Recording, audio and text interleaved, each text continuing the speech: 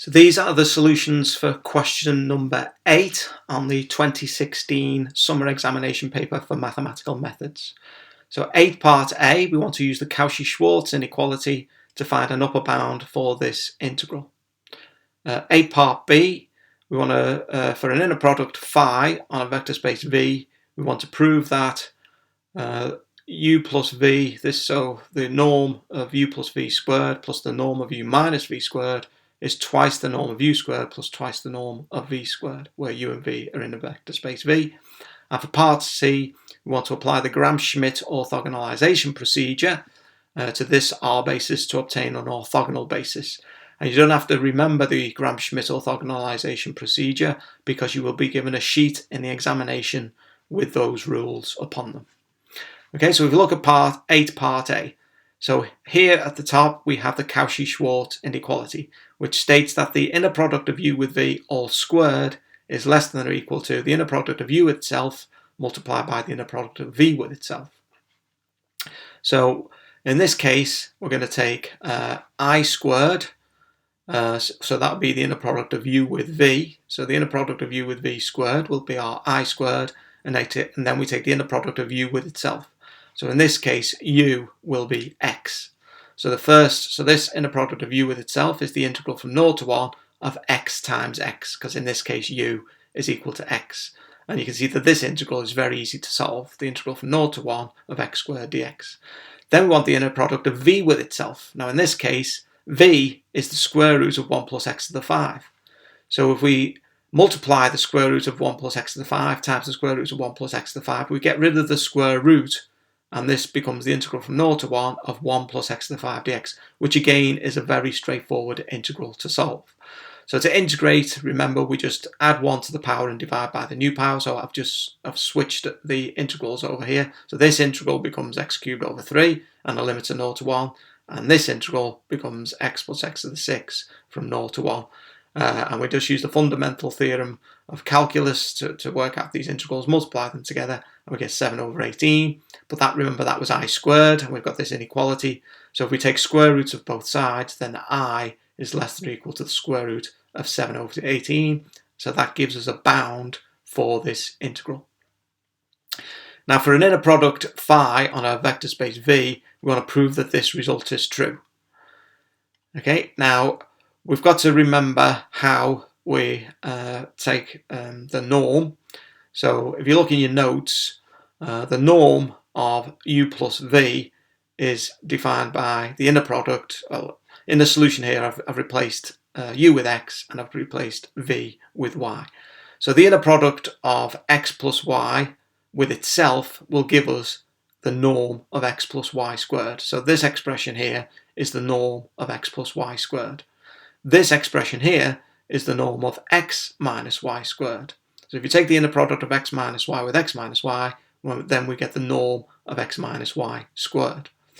We can then use the axioms for inner products. So phi of x plus y with x plus y, we can expand all of this out and we get this expression here. So that you get this by just looking at the axioms of an inner product.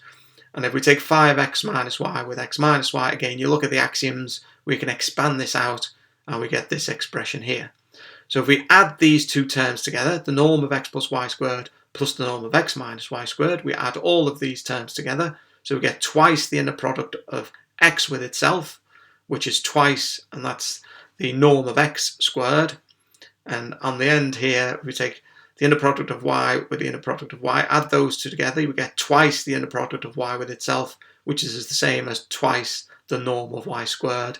And then you'll see that these terms in the middle cancel out because phi xy is the same as phi yx. So remember we can reverse the orders. So one of the axioms for an inner product states that the inner product of x with y is always the same as the inner product of y with x. So all of these terms in the middle go to 0, and then we end up with the result.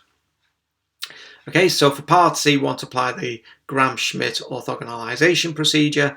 Again, you will be given a sheet in the examination.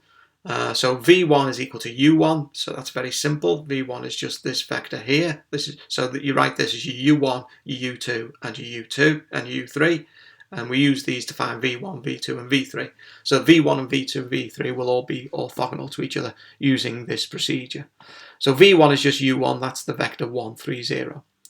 If you look at the sheet that you'll be given on the day of the exams, so this is the formula to find v2. So it's your vector u2, which is here, and then we take away the inner product of u2 with v1 divided by the inner product of v1 itself, and then we multiply by the vector v1, which we've just found up here.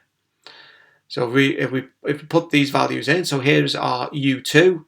The inner product of u2 with v1 is just the standard inner product with vectors. So u2 is this vector minus 1, 0, 1, and we take the dot product of this with 1, 3, 0, and you get 1. And then down here we take the inner product of v1 with itself, so that'll be 1 plus 9 plus 0, so that's where the 10 comes from. So that gives us 1/10 for this value, and then we just multiply by v1, which is 1, 3, 0. And then we just do our scalar multiplication and add these two vectors together, and here is our vector v2. Now at this stage in the exam, if you have extra time, you could then check that these two are orthogonal to each other. So this vector dotted with this vector should give you 0. So you can check that. This vector with this vector dotted with this vector should give you 0. So that means that these two vectors are orthogonal to each other. And then the final part, we want to find v3. So again, using the formula given in the notes and on the sheet that you will be given on the day of the exam, this is the formula to find v3. So we have u3, which is this vector, take away the inner product of u3 with v1 over the inner product of v1 with itself times v1, and then minus the inner product of u3 with v2 over the inner product of v2 with itself times v2. And remember, we know what v2 is, we know what u3 is, we know what v1 is, and we know what u2 is. So we know all of the values. So we don't need u2. We know u3, v2, and v1 and v2. So we've got all these values in here. We substitute those values in, and we get these horrible expressions here. But you can just simplify these, and we end up with the three vectors v1. Here's v1. Here's v2, and here is v3.